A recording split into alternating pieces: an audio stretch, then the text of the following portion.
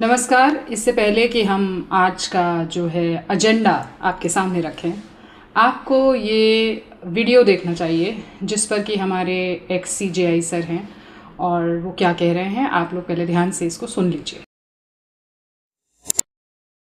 Men are making an argument saying, if you are not willing as a woman to pay me dowry, I will not pay you alimony. Dowry is a reflection of a woman being treated as a commodity.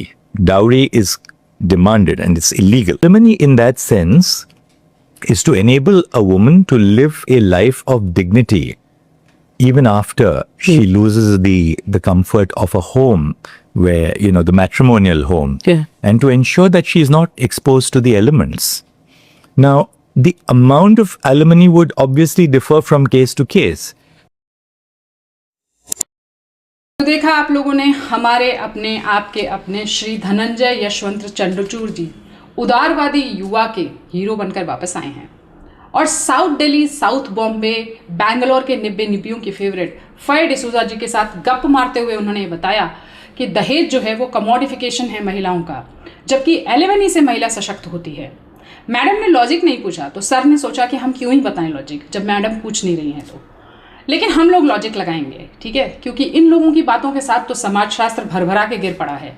अब इसमें से कहीं भी आपको लगे कि मैं दहेज को जस्टिफाई कर रही हूँ तो आपकी मर्जी है, मगर जो सर ने कहा उसी बात को हम ज़रा ब्रेक डाउन करके देखेंगे, उसके अंदर हम लॉजिक लगाएंगे, वो लॉजिक जो सर और मैडम लगाना भूल गए हैं। तो चलिए आज का ये वीडियो शुरू करते हैं लॉजिक्स के साथ, तर्क के साथ, ज़मीनी धरातल पर जो हो रहा है उसके साथ। ऐसा नहीं कि जो एलीट क्लास में चल रहा है। Again we are not against the elite class. आप लोग बहुत मेहनत करके वो मुकाम हासिल किए हैं, आपका वो मुकाम बना रहे, लेकिन फिर भी हम धरातल की बातों के साथ शुरू करेंगे कि ये सारी चीज़ें कहाँ से शुरू हुई थी और कैसे एंड हो सकती हैं। तो जुड़े रहिए। पहला जो लॉजिक है वो ये है कि एलिमनी सबको मिलता है, दहेज सबको नहीं मिलता है। कारण क्या है आप लोग बहुत अच्छी तरह से जानते हैं कि दहेज डिसाइड होता है लड़के के स्टेटस के हिसाब से। एलिमनी का ऐसा कुछ नहीं है। मैंने ऐसा भी देखा है कि महीने भर लड़की रही, उसका कोई कंट्रीब्यूशन नहीं है, कुछ भी नहीं उसने किया इस घर को बनाने के लिए, लेकिन फिर भी उसको एलिमनी ग्रांट होता है।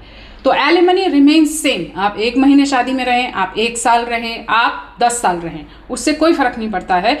वहाँ बैठा हुआ जज, क्योंकि उसको लगता है कि महिला जो है वो बहुत ही विक्टिम होती है, सदियों से सताई गई है, तो इसको तो कुछ दे ही दिया जाए। जैसा कि हमारे एक्स सीजेआई साहब ने भी कह ही दिया कि वो सशक्तिकरण का साधन है, तो ये बेसिकली सबके माइंड में रहता है। And this is actually patriarchal ख्याल, जहाँ पे आपको ये लगता है कि ये स्त्री अपना जीवन बेचारी शुरू नहीं कर सकती, तो चलो इसको कुछ दे देते हैं।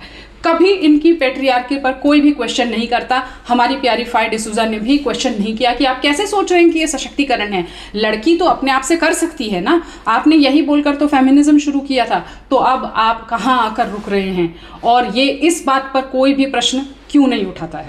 अच्छा, लड़कियां जो नए जीवन की शुरुआत में कमोडिटीज चुन के ला रही हैं, वो उनका खुद का कमोडिफिकेशन है। इसके पीछे क्या लॉजिक हुआ भाई? वो लड़की एक नया जीवन शुरू कर रही है तो वो अपने लिए कमोडिटीज चुन रही है, वस्तुएं चुन रही है, गिफ्ट में दिया जा रहा है उसको। ये उसका कमोडिफिकेशन कैसे है? अगर होता तो लड़की सब छोड़कर आती ना, कहती कि आप लोग रखिए या आप लोग सेलेक्ट करके दीजिए। ऐसा नहीं होता है। आप देखेंगे कि लड़कियां ही फुली कॉन्शियस होती हैं कि उनको कौन से ब्रांड के कपड़े चाहिए, कौन से ब्रांड के एप्लियंसेस चाहिए, कौन से ब्रांड के उनको फर्नीचर चाहिए या कुछ और चाहिए, या हनीमून डेस्टिनेशन वो खुद डिसाइड कर रही होती हैं। ये लड़कियों में आपस में कंपटीशन चलता है। अगर आप देखें, अगर सिस्टर्स हैं तो उनमें भी कंपटीशन चलता है। गलत या सही उसकी बात हम नहीं कर रहे हैं, हम साधारण फैक्ट्स दे रहे हैं जो कि आज की सच्चाई है। और ये एक मिडिल क्लास फैमिली में भी वैसे ही होता है, लोअर में भी वैसा ही होता है, जिसका जैसा बजट है उसके हिसाब से। तो I don't understand this logic जहां पर ये कह रहे हैं कि वो कमोडिटीज जो उसको गिफ्ट में मिल रहे हैं वो उसको कमोडिटी बना देते हैं। आई मीन उसकी वजह से वो व्यक्ति जो है, वो स्त्री जो है वो कमोडिटी बन जाती है। दोनों के बीच में कोई लॉजिक नहीं है, बट क्योंकि सर ने कह दिया तो मैडम ने मान लिया और दोनों ने बैठ के कुछ तो खिचड़ी आपस में पका ली। अब मैं आपको एक ब्रूटल ट्रुथ बताऊंगी जिस पर कि आप लोग अग्री भले ना करें, पर आपको सुनना तो पड़ेगा क्योंकि वो सच है। और सच का सबसे बड़ा प्रॉब्लम ये होता है कि वो बहुत जोर से चुभता है, तो ये आपको चुभेगा। तो बात ये है कि जैसा मैंने कहा कि एलिमनी सबको मिलती है, लेकिन दहेज सबको नहीं मिलता है। ये लड़का जिसका दहेज बाद में जाकर डिसाइड हो रहा है, एक उम्र में इनविजिबल होता है, even for their own parents. Yes, that is the truth, क्योंकि वो लड़का कमा नहीं रहा, फादर ने बहुत कमा के रखा होगा, लेकिन इस लड़के का अपना कोई भी वैल्यू नहीं है अभी तक मार्केट में। Yes, I am saying market, क्योंकि ये मार्केट में आ जाएगा जब ये कमाने लगेगा। उससे पहले ये लड़का किताबों में घुसा हुआ है, यूपीएससी की तैयारी कर रहा है, आर्म फोर्सेस में जाने की तैयारी कर रहा है, कॉर्पोरेट के लिए खुद को तैयार कर रहा है, और इसको कोई नहीं देख रहा, इसका मार्केट वैल्यू कुछ भी नहीं है। ठीक है, ये जो अभी दहेज दहेज कह रहे हैं, ये लड़का 0 दहेज में शादी करने को तैयार है, लेकिन इसको कोई अपनी लड़की नहीं देगा।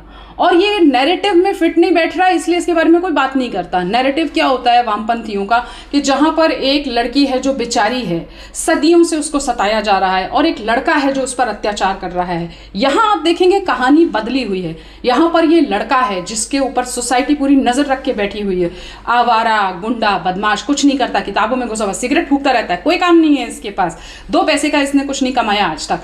जैसे ही ये लड़का कमाने लायक हो जाएगा, उसकी छोटी सी एक जॉब लग जाती है, कोई भी एक सेटल हो जाता है वो 26-27 साल में, अब इस लड़के की बोली लगेगी। अब इससे ये एक्सपेक्ट किया जाएगा कि इतने साल तक जो वो इनविजिबल था सोसाइटी में, तो अब वो कुछ ना मांगे उस चीज़ के लिए, फ्री में शादी करो बेटा, क्योंकि तुम्हें एक आदर्शवादी लड़के की तरह अपने आप को प्रेजेंट करना है कि मैं तो 0 दहेज में शादी करूंगा। ठीक है, इतने साल तक आप लोग मुझे इग्नोर किए रहे, मैं कुछ भी नहीं था आपकी नज़र में, मगर अब मुझे एक आदर्शवादी लड़का बनना है, क्योंकि अब मेरे पास पैसे आ गए हैं, मेरा एक सोशल स्टेटस है। तो आप जो वो 2-4 मेरे लिए लाएंगे ना अठन्नी चवन्नी, तो उसको आप बहुत बड़ा अदालत में दिखाएंगे कि देखिए हमने बहुत भारी दहेज दिया था इस लड़के के लिए। कोई लड़की के बाप से ये नहीं पूछेगा कि आपने क्यों दिया था दहेज, किसी ऐसे लड़के से शादी क्यों नहीं करी थी कि जब वो तैयारी कर रहा था, जब वो परेशान था, जब वो अकेले बैठकर अपना सर घिस रहा था इन किताबों में, आपने तब इस लड़के को क्यों नहीं चुन लिया कि चलो हम इस जो है नकारा, जिसको समाज नकारा कह रहा है, इसको हम उठाएंगे। तुम एक आदर्श क्यों नहीं स्थापित करते? सारा आदर्श ये लड़का क्यों स्थापित करेगा? इसके बारे में ना फायर डिसूजा जी बात करेंगी, ना हमारे एक्स CGI बात करेंगे, with all due respect sir. तो अब क्या हुआ है, लड़कों को ये पूरा ट्रांजैक्शन समझ में आने लग गया है, गिव एंड टेक का हिसाब किताब समझ में आने लग गया है। तो अब उनके भी डिमांड्स हैं, वो भी अपने लिए बेस्ट चुनेंगे ना, उनको भी लगेगा कि हाँ ठीक है, गिफ्ट्स ही तो मिल रहे हैं, उसमें क्या प्रॉब्लम है। तो अब एक और चीज़ आती है मार्केट में, जो कि है लीगल थिंग, और लीगल थिंग बोलती है कि अब तुम दहेज के लोभी दरिंदे हो, क्योंकि लड़कों को तो हमने बोला था तुम केयर गिवर हो, तुम इसकी रक्षा करोगे, तुम इसे प्रोवाइड कराओगे, तुम अपने लिए कैसे मांग सकते हो? ये क्या बात हुई, तुम गिफ्ट मांग रहे हो, तुम दहेज के लोभी दरिंदे हो। ये बहुत गलत बात है। फिर सोशल मीडिया पे कैंपेन शुरू होंगे कि ये देखिए दरिंदा ऐसा दिखता है, कोई लड़की आके रोएगी कि इन्होंने मुझसे इतना मांगा, पर उसके पहले की कहानी क्या थी वो कोई नहीं बताएगा, और हमको भी लगेगा कि हाँ यही बात सही है। और फिर कोई फायर डिसूजा जी आकर बैठेंगी और वो गप्पे मारेंगी बैठ के कि यू नो व्हाट, लड़कियों को तो कमोडिटी की तरह प्रेजेंट किया जाता है। वो बताएंगी ही नहीं कि असली कमोडिटी तो लड़का था यहाँ पे, ये तो बात ही नहीं हुई कभी, क्योंकि वो असली बात बता देंगे तो बातें खत्म हो जाएंगी ना, जड़ से हम सॉल्यूशन निकाल लेंगे इस प्रॉब्लम का। और प्रॉब्लम नहीं रहेगी तो ये वामपंथी और फेमिनिस्ट क्या करेंगे फिर? ये तो चाहते हैं कि प्रॉब्लम रहे मार्केट में, इनको लगता है कि सोसाइटी लड़ती भिड़ती रहे तो इनकी पूड़ियाँ तलती रहेंगी उसमें, तो इसलिए ये लोग इस तरह की बात करते हैं। असली बात कहीं और है, उसका ये सोल्यूशन नहीं निकालेंगे। दूसरी बात, आप कह रहे हैं कि एलिमनी से जो है वो सशक्तिकरण होता है। आप एक तरफ कहते हैं स्मैश पेट्रियार्की, फिर पेट्रियार्की के सहारे इस लड़की को छोड़ रहे हैं और कह रहे हैं सशक्तिकरण होता है। मतलब पेट्रियार्की के द्वारा ही लड़की का सशक्तिकरण हो रहा है। पैसे कौन दे रहा है? लड़का ही दे रहा है ना। तो ये किस तरह की बातें कर रहे हैं भाई, जो इधर भी जा रही है, उधर भी जा रही है और इधर भी भागी जा रही है। मतलब समझ में नहीं आ रहा आप लोग करना क्या चाह रहे हैं। आप सच में सॉल्यूशन चाहते तो मान लीजिए 2 लोगों में डिस्प्यूट हो जाता है और ये लड़की अलग हो रही है, इसके पास कुछ नहीं है, तो आप दीजिए ना कुछ। आपके पास, सरकार के पास कोई योजना क्यों नहीं है इन लड़कियों के लिए? इनको काम करवाइए, इनको कोई जॉब प्रोवाइड करवाइए। ऐसे थोड़ी होता है कि थोड़े पैसे इनसे दिलवा दिए कि चलो चलो इनसे सशक्तिकरण हो जाएगा। What kind of logic is that? And सारी बातें इलॉजिकल हैं। मगर फिर वही बात है कि अगर असली बातें हो गई तो फिर ये तो जॉबलेस हो जाएंगे, इनके पास तो काम ही नहीं बचेगा। तो ऐसे 2-4 लोग ऐसे गप मारते रहे, बैठ के शोशी खाली बातें करते रहे, सतहहीन धरातलहीन बकवास करते रहे, तो कम से कम इनका भी मनोरंजन होता रहेगा और ऐसे दिखता रहेगा कि फायर डिसूजा जी बहुत काम कर रही हैं भाई। कोई तो इन्होंने बड़ी लॉजिक की बात करी है जिसमें बहुत सारा जो है दुख है, दर्द है, और हर तरह का जो है इसमें ऐसा दिख रहा है कि वाओ, मतलब अब तो सॉल्यूशन निकल ही आएगा। कर ये वही फिल्मी बातें रही हैं जो हम बरसों से सुनते हुए चले आ रहे हैं, जिनके पीछे का कोई लॉजिक नहीं है। और अब सवाल पूछने का टाइम आ गया है कि कैसे लड़की कमोडिटी है, जबकि दिख तो पूरे में यही रहा है कि लड़का कमोडिटी है, और एलिमनी कैसे सशक्तिकरण है। इनसे ये सवाल बार बार पूछा जाए। नमस्कार।